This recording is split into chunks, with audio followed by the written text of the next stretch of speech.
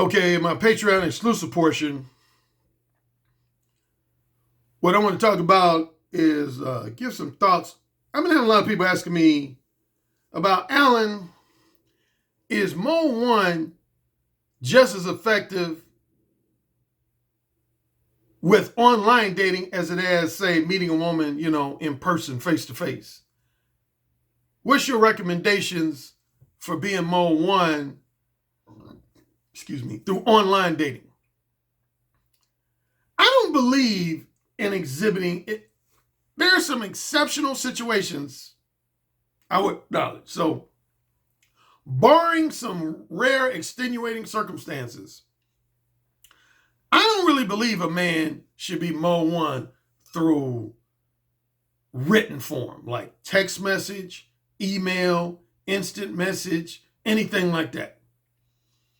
I don't really believe that you should be Mode 1 through text message, email, what I call written electronic communication. I wrote an article about that in the Negro Manosphere.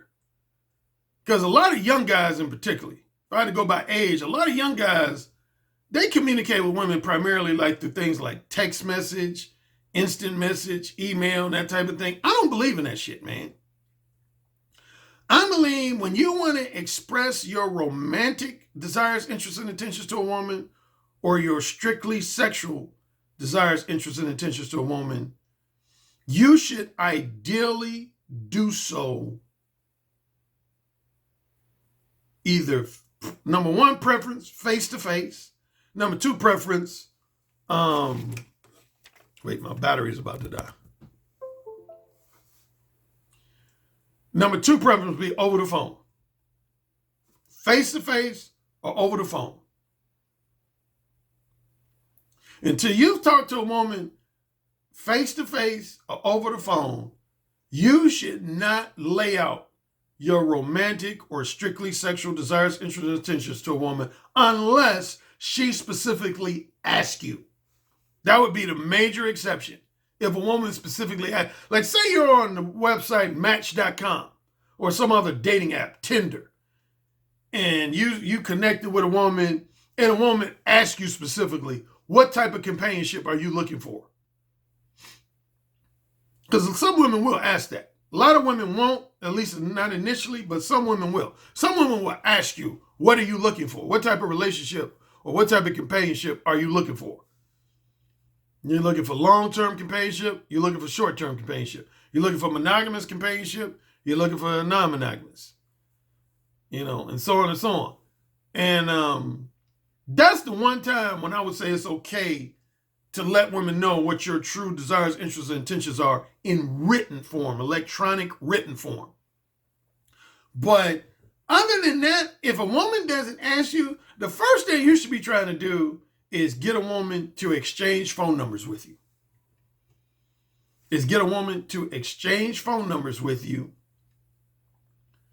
Like, that's what I would always do.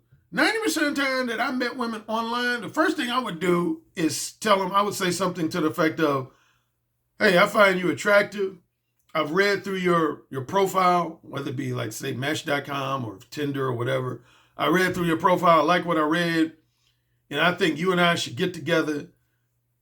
Here's my number so that you can call me. Or if you would like for me to call you, please pass me on your phone number.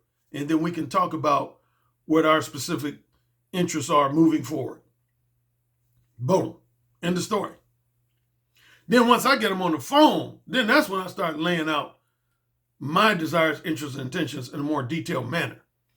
But yeah, there's been exceptions where I've been Mode 1 with a woman. Again, the main time I've been Mode 1 with a woman through electronic written form, like text message, email, instant message, something else, some social media platform, is when a woman asks me first, Alan, what are you looking for? Like I've had some women say, you look like you a player type. You look like you a player type. You look like you a womanizer type. You're just looking to get in my pants. Is that what you're looking for? You just looking to get in my pants? Because that's the type of guy you look like. And then I tell them, I'll be like, yeah, I am. I ain't looking for nothing serious. I'm just looking to fuck you. Or if that's not the case, I've met a few women that I did want something maybe more profound than just exchanging orgasms. So I would let them know that. But it typically was only when they asked me. Or sometimes I have included that on my profile. If I was on some kind of dating app, online matchmaking service, I would have it in my profile. If I knew for 100% fact that I didn't want anything real serious with a woman, I would have it in my profile. Right now, not really looking to enter into any relationship that's really long-term, emotionally profound, and too serious, and exclusively committed. I'm just looking for a more relaxed and open type relationship. Pretty much a non-monogamous relationship. I would put that on my profile. But the challenge you're going to have these days, I wrote the article about this on the Negro Manosphere. The problem you're going to have, see, to me, this is my own opinion, to me, online dating has become progressively worse over the last 5 to 10 years. It's like, if there was one period where I would say I enjoyed online dating, was as early as 1998. That was probably the first time I personally experimented with online dating, was when I was still living in Los Angeles in 1998. That was the first calendar year I remember experimenting with online dating.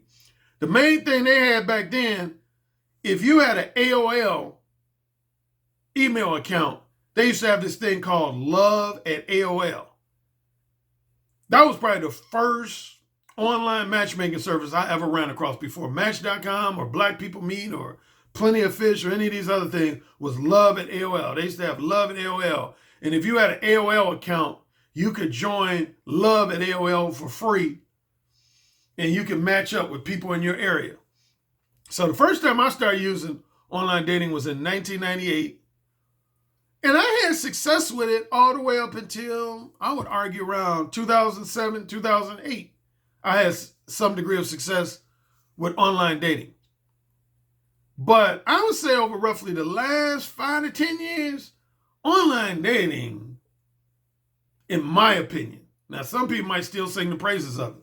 Like, I know some guys who said they've had a lot of success on apps like Tinder or Bumble or even Match.com. But the same 5 archetypes I talk about in my books, you're going to find those archetypes in online dating. You're going to find reciprocators, very rarely, but you'll find a few of them, but rarely. You're going to find a lot of rejectors. You're going to find quite a few wholesome pretenders. You're going to find quite a few erotic hypocrites. And for damn sure, you're going to find a lot of manipulative time wasters. There's a lot of manipulative time waster types that use online dating apps. Women that are really, they're not looking for a romantic companionship or strictly sexual companionship. Really, they're just looking for a man's non-sexual companionship. They're looking for flattering, entertaining, emotionally empathetic, non-sexual companionship.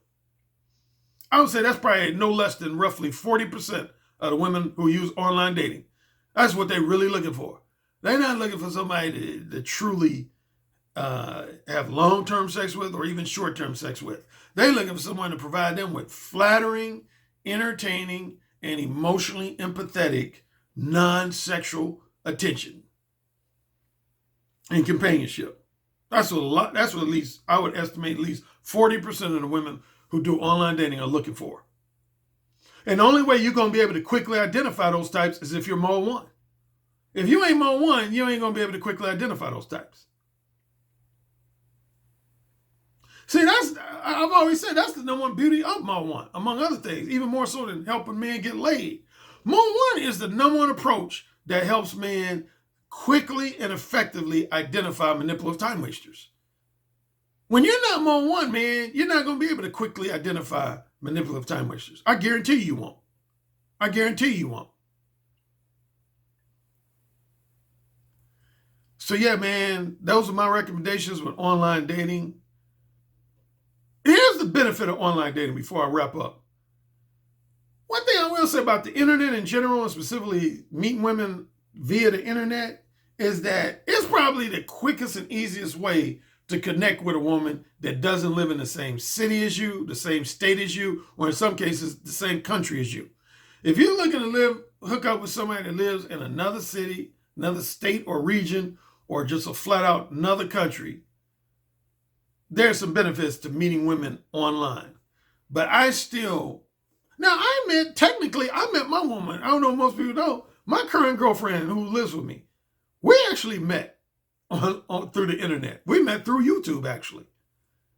So that's one success story of meeting women through the internet. Yeah, I met my current girlfriend through YouTube. She saw me on YouTube, watched some of my YouTube videos, and became attracted to me. And the rest is history. So there are some internet success stories, some online dating success stories.